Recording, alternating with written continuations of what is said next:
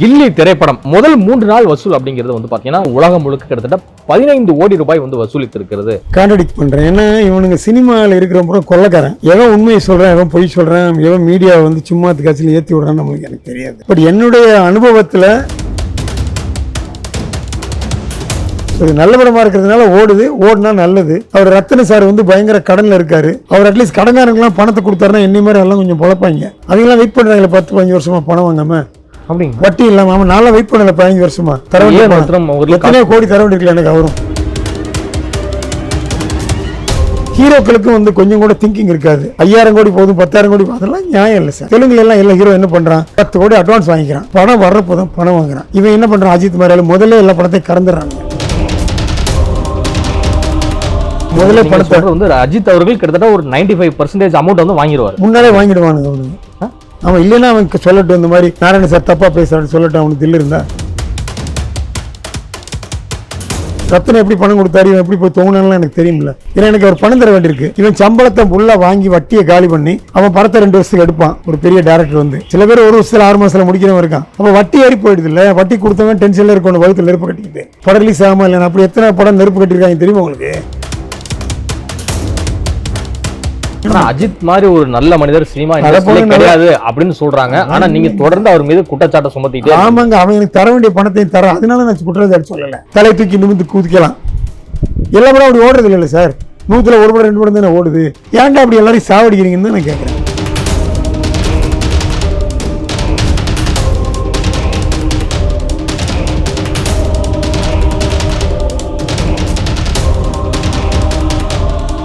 Cube cinemas நேயர்களுக்கு வணக்கம். நான் உங்கள் சங்கீத்வன். நம்ம சிறப்பு நிகழ்ச்சியில் நம்மோடு இணைந்திருக்கிறார் தயாரிப்பாளர் மதிப்பிற்குரிய திரு மாணிக்கம் நாராயணன் அவர்கள். வணக்கம் சார். வணக்கம். எப்படி சார் இருக்கீங்க? நல்லா இருக்கு. கில்லி திரைப்படம் கிட்டத்தட்ட ஒரு 20 ஆண்டுகளுக்கு பிறகு மீண்டும் ரீரிலீஸ் வந்து செய்யப்பட்டது கடந்த ஏப்ரல் 20ஆம் தேதி. இந்த படம் வெளியானதுல இருந்து கிட்டத்தட்ட இன்னைக்கு 4 நாட்களை கடந்து போயிட்டு இருக்கு. பட் முதல் 3 நாள் வசூல் அப்படிங்கிறது வந்து பாத்தீங்கன்னா கிட்டத்தட்ட உலகம் முழுக்க கிட்டத்தட்ட 15 கோடி ரூபாய் வந்து வசூலித்து இருக்கிறது அப்படிங்கிற ரீதியில் வந்து தகவல் வந்துட்டு இருக்கு. இந்த மிகப்பெரிய வரவேற்பை எப்படி பார்க்குறீங்க? பேசிக்காகவே வந்து முதல்ல அதை கான்ட்ராடிக்ட் பண்ணுறேன். ஏன்னா இவனுங்க சினிமாவில் இருக்கிற கொள்ளக்காரன். எவன் உண்மையை சொல்கிறேன், எவன் பொய் சொல்கிறேன், எவன் மீடியாவை வந்து சும்மா காட்சியில் ஏற்றி விடுறான்னு நம்மளுக்கு எனக்கு தெரியாது. நான் வந்து இதில் பெரிய நோவிஸ்ன்னு நான் சொல்ல வரல. பட் என்னுடைய அனுபவத்தில் இருக்கலாம், இல்லாமலும் இருக்கலாம். அப்படியே இருந்தாலும் எனக்கு அதில் ஒரு பெரிய நம்பிக்கை இல்லை. ஏன்னா படம் கலெக்ட் பண்ணலாம் நல்லா. ஒரு பழைய படம் 15 கோடி 30 கோடி கலெக்ட் பண்ணதுங்கிறதெல்லாம் எனக்கு தெரிஞ்ச வரை இவனுங்க கொள்ளையடிக்கவானுங்க, இல்லைன்னா ஏதாவது அதை எப்படி அதை இது பண்ணுறதுன்னு பார்ப்பானுங்களே தவிர அந்த படம் ப்ரொடியூசருக்கோ டிஸ்ட்ரிபியூட்டர் போகுமா எனக்கு தெரியல. பட் அது அடுத்த கேள்வி. நீங்கள் கேட்ட கேள்வி வந்து அது நம்புறீங்களா இல்லைங்கிற எனக்கு பெருசாக நம்பிக்கை இல்லை. மேபி இருக்கலாம். நான் அதை கான்ட்ராடிக்ட் பண்ணுறதுக்கு நான் பெரிய ஒரு ஸ்ட்ராட்டஜிஸ்டும் இல்லை, நோவிஸும் இல்லை.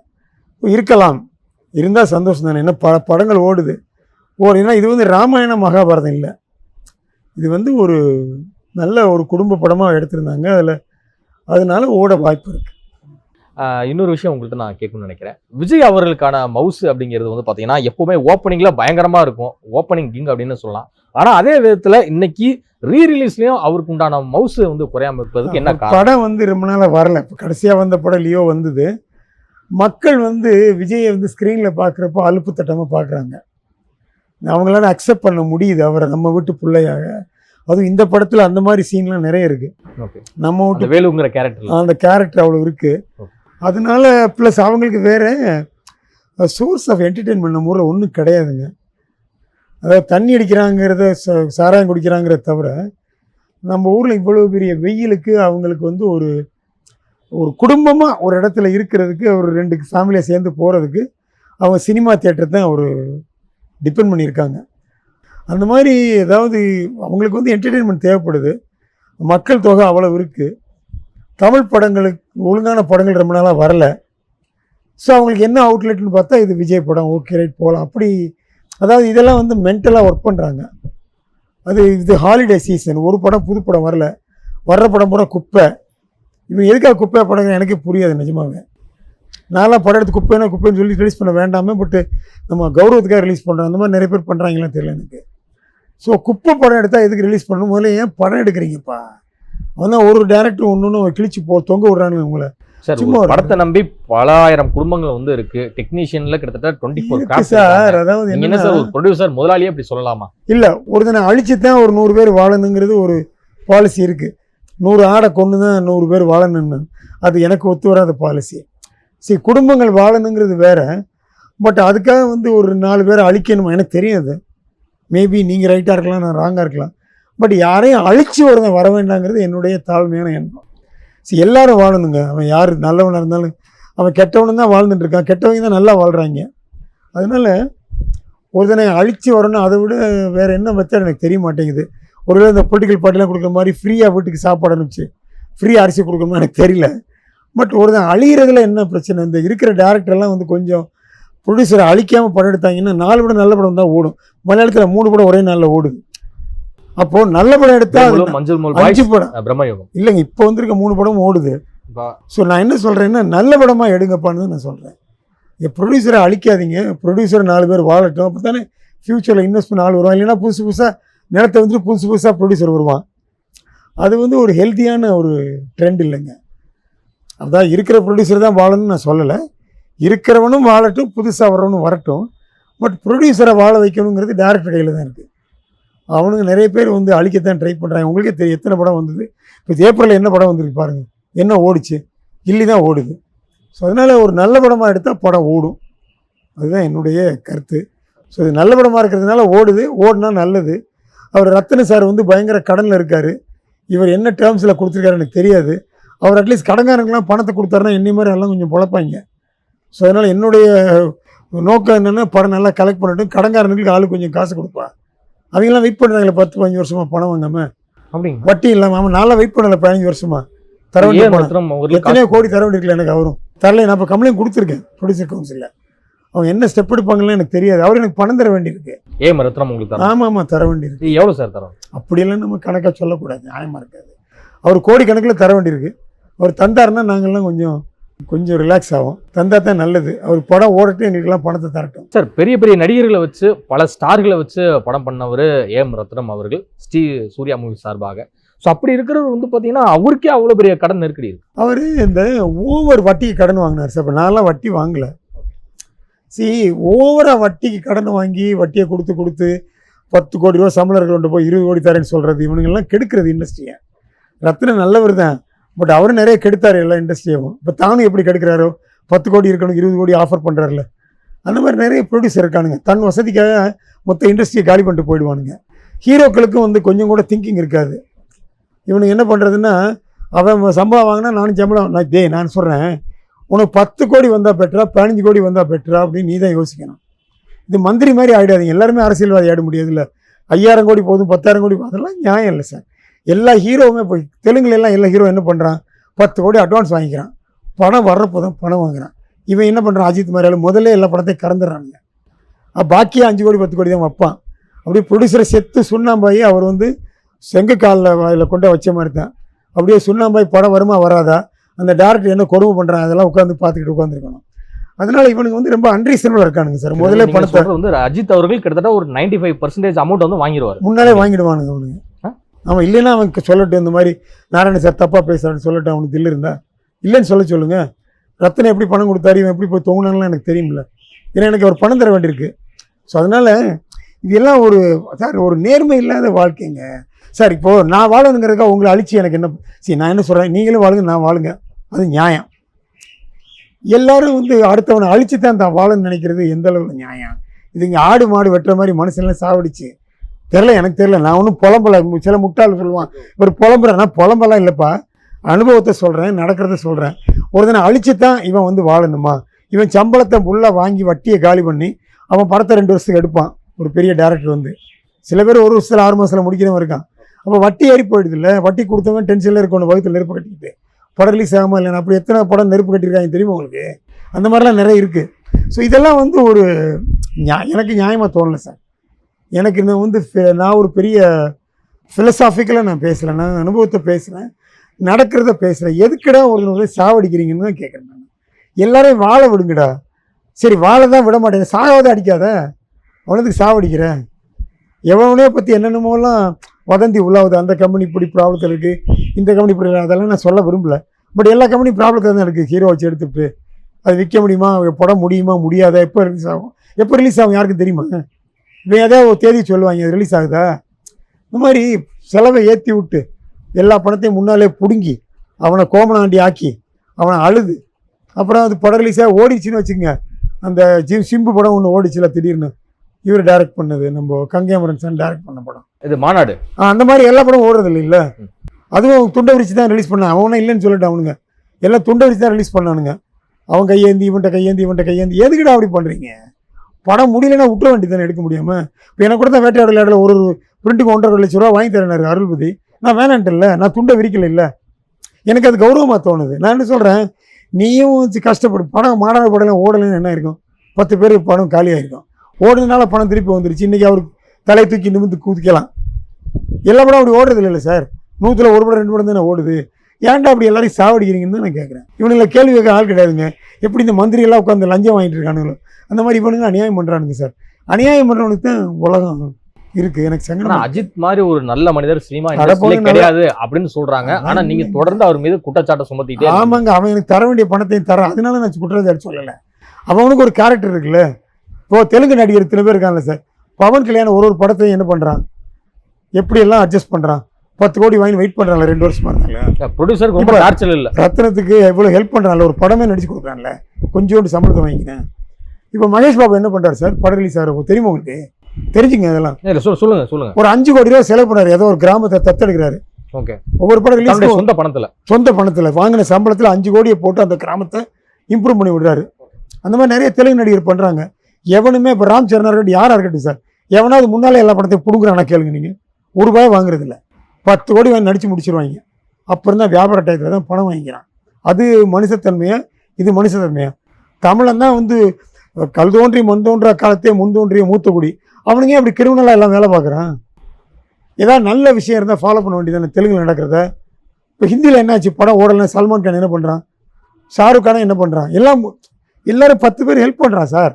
பகிர்ந்து உண்ணுதல், பகுத்துண்டு பல்லுயிர் ஓம்புதல், நூலோர் தொகுத்தவற்றில் எல்லாம் தலை. நீ வந்து பிச்சைக்காரனுக்கு சாப்பாடு போடுறடா.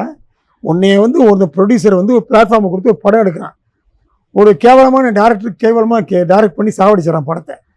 அப்போ நீ ஏன்டா ஹெல்ப் பண்ணக்கூடாது? இப்போ அவர் 96ங்கிற படத்துக்கு இவர் விஜய் சேதுபதி ஹெல்ப் பண்ணலையா, தன்னுடைய சம்பளத்தை விட்டு கொடுத்து? அந்த மாதிரி எத்தனை பேர் எங்கெங்கே பண்ணுறான், எவன் சார் பண்ணுறான்? ஒரு தினம் பண்ணுறது இல்லை நிறைய பேர். இல்லை, ப்ரொடியூசர்ஸ் வந்து பார்த்தீங்கன்னா கடைசியில் படம் ரிலீஸ் ஆன நிறைய ஹீரோக்களுக்கு வந்து பார்த்தீங்கன்னா பாக்கி சம்பளத்தை கொடுக்காமலே விட்டுறாங்க. அது எனக்கு தெரியாது சார், சில பேர் அப்படி சொல்கிறாங்க சார். அதுவும் தப்பு சார் அப்படின்னு சில ஹீரோக்கள் சொல்கிறாங்களே சார். அதுவும் தப்பு. அப்படி பண்ணுற ப்ரொடியூசர் நான் இல்லை. நான் என்ன பற்றி நான் பேச முடியும்?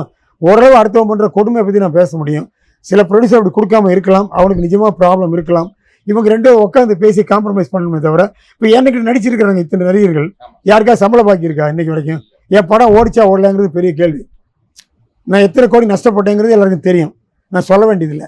யாருக்காவது நான் பாக்கி வச்சு நான் 10 பைசா தராமல், யாராவது டெக்னீஷியன் வந்து என்கிட்ட பேச சொல்லுங்கள், ஒரு கேமராமேன், ஒரு எடிட்டரு, இல்லை ஒரு லைட் மேன், எவனா வந்து பேசுகிறேங்கிட்ட, இன்னாரு சார் மாணிக்க நாராயணன் சார் பணம் தரலாம், எவனா 100 ரூபா தரேன்னு சொல்லுறது பார்க்கலாம், சொல்ல முடியுமா? அப்போ நான் ஒரு க்ளீனான வாழ்க்கை வாழ தானே ட்ரை பண்ணுறேன். அப்போ எனக்கெல்லாம் ஹெல்ப் பண்ணியிருக்கலாம்னு ஒருத்தர் ஹெல்ப் பண்ணலாம், என்னை எதிர்பார்க்கல, அதெல்லாம் விடுங்க.